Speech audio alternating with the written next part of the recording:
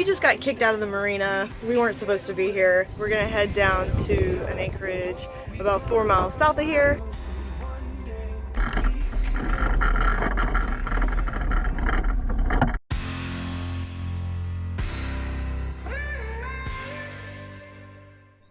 In July of 2020, we found Aquila on Craigslist. We're fixing her up as we go and learning to slow down and enjoy the process. But our sights are set on meeting new creatures in far-off places. Join us for our first season as we sail south from Central Florida.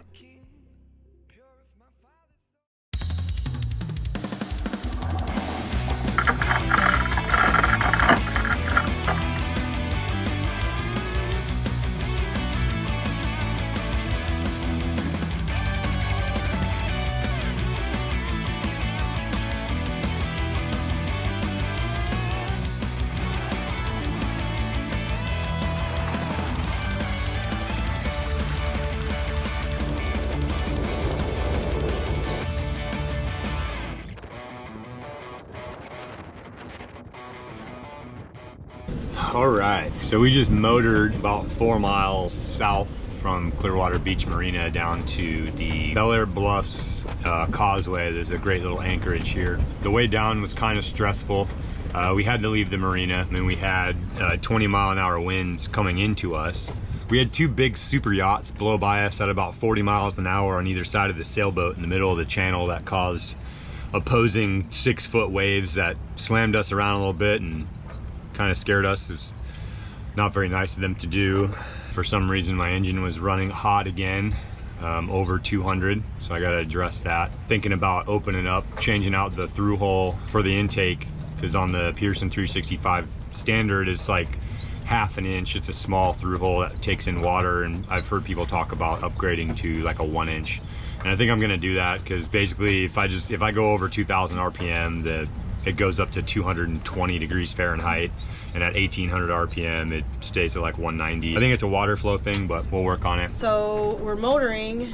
We started smelling like, it smelled like sulfur or like exhaust maybe. We couldn't really tell where it was coming from, but it was like pooling up in the cockpit. So we lowered the Dodger to get some fresh air, and you know, I came down here and I checked everything, opened the engine compartment. Everything was fine, but it like, the smell was really bad down here. And then about halfway down, we started to smell something funny that we thought was like sulfur, and our carbon monoxide alarm went off.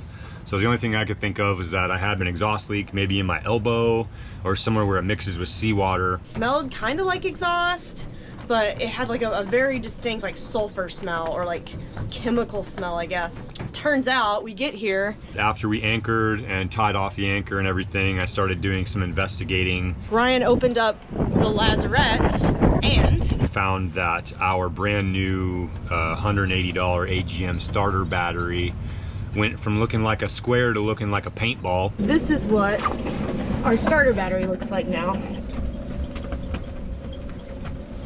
And that's where the smell was coming from. So I called my my buddy, my electronic engineer friend, and he said, oh crap, I forgot to put that wire back where it belongs. We were pushing 16+ volts straight from the alternator into our AGM battery for an hour, and I'm actually kind of impressed that it didn't blow up. So that's what we were smelling. You know, Emily was a little freaked out, Doug was a little freaked out. Doug doesn't speak English, so I can't talk to him. It took us an hour to motor to this anchorage. That whole hour, I just hated it. I hated every second of it, and I didn't want to do it. And it made me feel like, okay, maybe I don't want to live on a boat. Maybe I just want to go back to living in a house or something easy. Like, I have knots in my stomach. Not because anything went catastrophically wrong, but just because when there's an issue, I don't know what to do. And so I feel kind of helpless, and I rely on Ryan a lot to do that stuff. I'm glad that we know what's wrong, because it makes me feel a little bit better. We've been living on the hook, living on the marina. We've run some systems, we've done some things, but now that we're out here moving around and stuff, we're really working out the kinks and figuring out how all these systems work together. And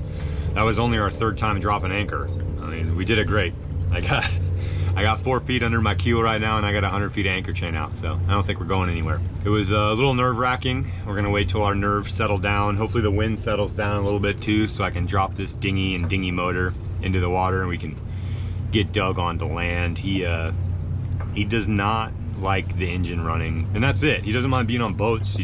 He just doesn't like this engine, and it is kind of loud. It's just a lot sometimes. It will get easier, I know, but right now it just feels hard. And I think that we are doing a good job, and we are going to continue to push forward and prepare to head south. I'm just glad we're here and that that's over. Got a new battery on the way. My friend bought us a new battery because he feels bad that he forgot about that wire. But we also found that we have a hose. I'll show you actually. This is what our engine looks like. If you see that clear line right there coming off of this braided line, this is our hot water. It needs to be replaced, so we're gonna have to replace that hose. It's always an adventure. I keep saying it's an adventure. Hey Doug!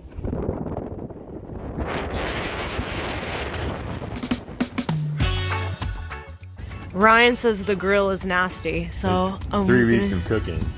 We did have a couple fires on here the other night when we were cooking bratwurst and spicy sausages. We had a heck of a time getting to this anchorage, but it was worth it. Why is it in this thing? Pre-dinner wiener.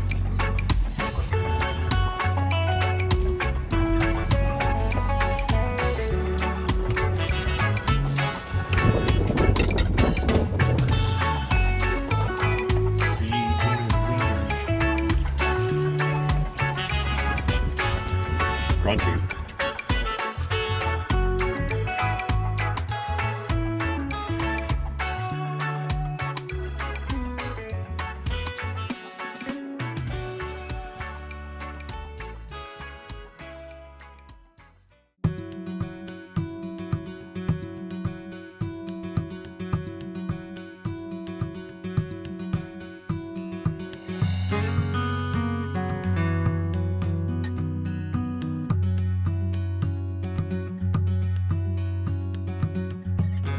Easy to feel like we're in a hurry or like we want to get out of Central Florida, but it's so pretty here and the weather's so nice. I don't mind spending a week here. It's gorgeous. I've never been here.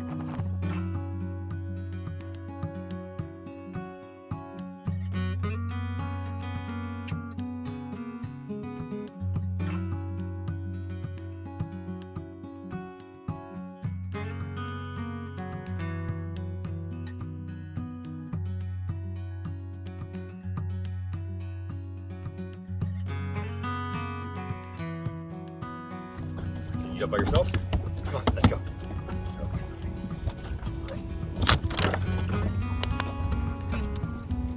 Now you're in the way.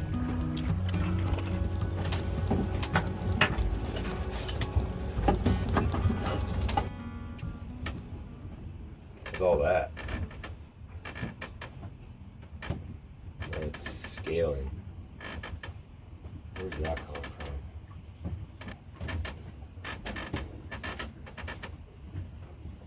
This is called a heat exchanger. I would say that it's probably got about 30 to 50% of its water flow restricted right now, which is enough to Cause overheating. Because these things, like, everyone arches about them because they don't have good cooling as it is. Right. Because they have undersized heat exchangers and stuff. And a lot of people talk about you making these bigger, but I think that if we clean this out, it'll be just fine. All this is because the anode died. Okay, where's the anode? It's right here. Oh, that. You just changed it out? No, I gotta do that. We have some more. I gotta dig through cabinets because I know we have some. So basically, our anode should be like 3 inches long right there. That's what all that mush is up in there. It's all just mushy zinc. Okay. So I'm just gonna go ahead and assume that this is the root to our problem.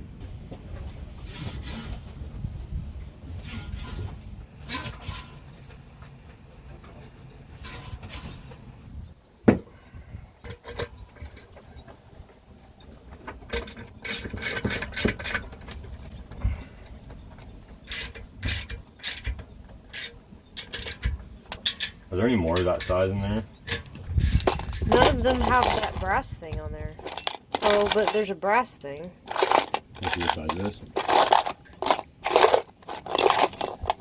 And then there's this. There we go. Of course.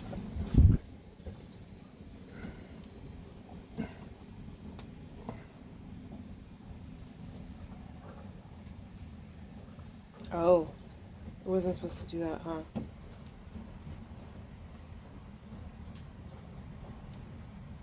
Zinc sucks.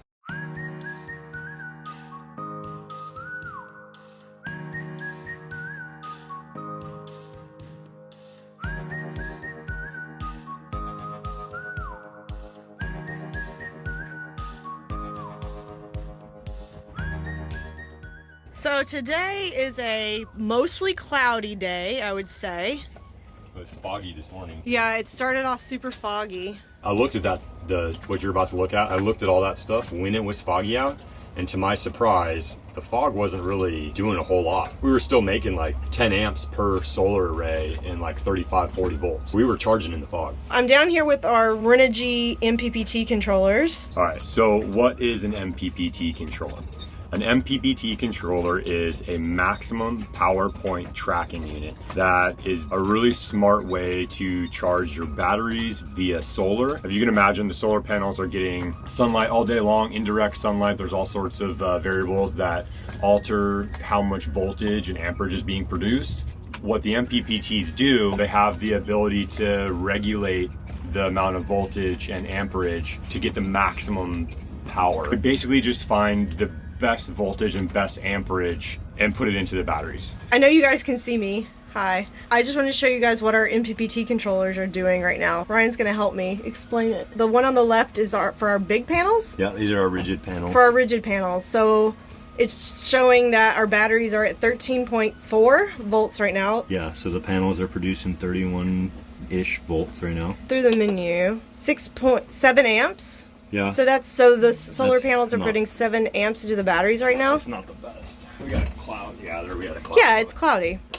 Our batteries are at 100%, but that's not. Is that accurate?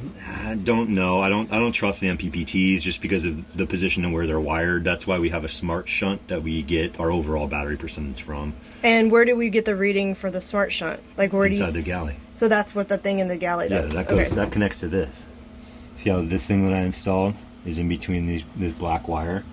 So the electricity flows through this guy, and it can see what's going on. So the smart shunt, the reading goes into the galley. So we'll go look at that in a second. And then the MPPTs say, okay, 13.5 volts, 0 amps. So the reason the reason this says 0 is because we don't have our load on here. Our load all comes off of our batteries, not our MPPTs. And then 96 amp hours. So this is what I really wanted to see, this is how many amp hours the rigid solar panels have put into our battery bank today. Yeah. How does that know that it's a new day? They basically go into like a sleep mode kind of deal because at nighttime, this light will de-illuminate. So it knows when the sun knows when comes the up and sun's down, comes down based on the solar, As cheap as these are, they're actually pretty good. I think they were like 110, and then we did the Bluetooth model, which was like an extra 25 bucks. Now, I like these Renogy MPPT controllers. They're nice and simple. They're easy to use. But moving forward, I would probably go with Victron. Honestly, if we redid this, I would spend the extra $150 per MPPT controller just because they're metal, they're smaller, they're nicer. We have a Victron inverter. Do you think that it would read better, like because of the same brand, or not really? Well, if we got the Victron MPPTs and the Victron inverter, there's a way to network them all together with kind of like a smart shunt / monitor thing that shows you everything. But the problem with Victron that I ran into is that they do not support you. They say on their products, when you open it up, it says this product is designed to be installed by licensed engineers only.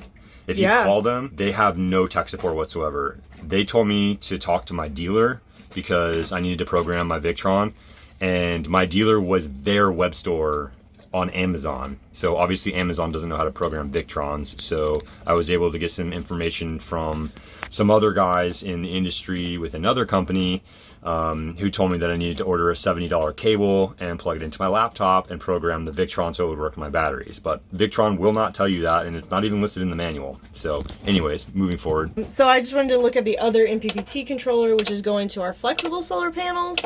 They're like way more than halfway shaded right now too. Our flexible solar panels have put in 74 amp hours today.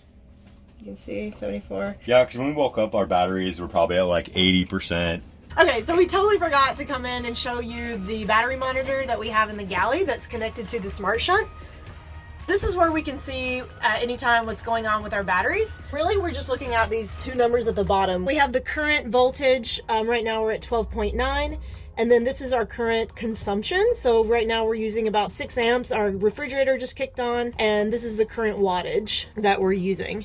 The other numbers are things that kind of we can set. Our total battery capacity is 600 amp hours. We haven't brought our batteries up to full capacity since we've been off shore power. We just don't have enough solar panels or sunlight hours during the day to get all the way up there. We're adding another 210 watt solar panel to the back and another MPPT controller. Once we get those installed, we'll be able to get our batteries up to full capacity. And then what we'll do is once we're all the way up at 13.4 volts, we will set this back to 100%, and then we'll get a more accurate reading as far as the percentage goes. So right now we're using about 5.8 amps. The refrigerator is on, but you can see in real time when I turn on the water pump,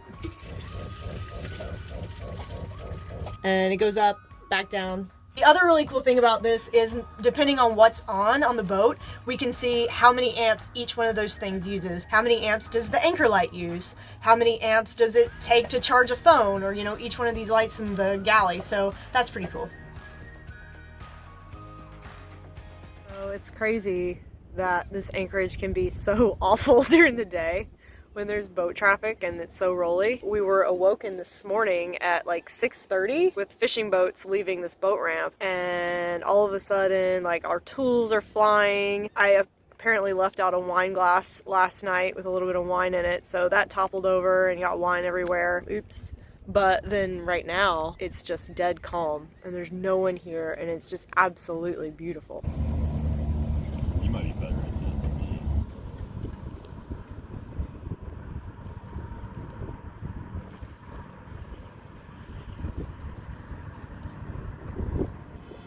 Why did I stay? I should be leaving.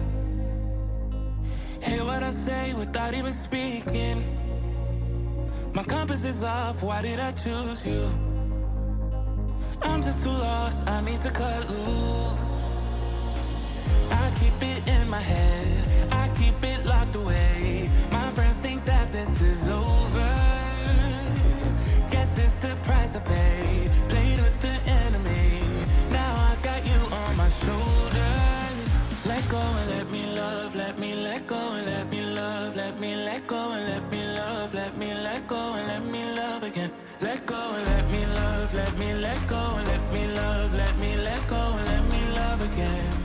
Let me love again. Let go and let me love, let me let go and let me love again. Let go and let me love, let me let go and let me love again. Wanna let go, I wanna lose you. Fall out of love. All right, guys, thanks for watching.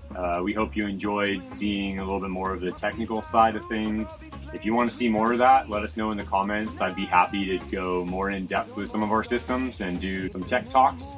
That's kind of where I come from anyways. Make sure you're subscribed because next week we are going sailing and you definitely don't want to miss that. Give this video a thumbs up while you're there. If you like our content and want to support our channel, Patreon is a pay what you want fan funding platform where fans support their favorite creators. We offer perks like bonus episodes, live Q&As, and a private Facebook group too. So go check that out. Anything else? We'll put the link below. Bye. Well, broke our mizzen. We broke the mizzen or the mizzen broke? The mizzen broke. We'll be flying.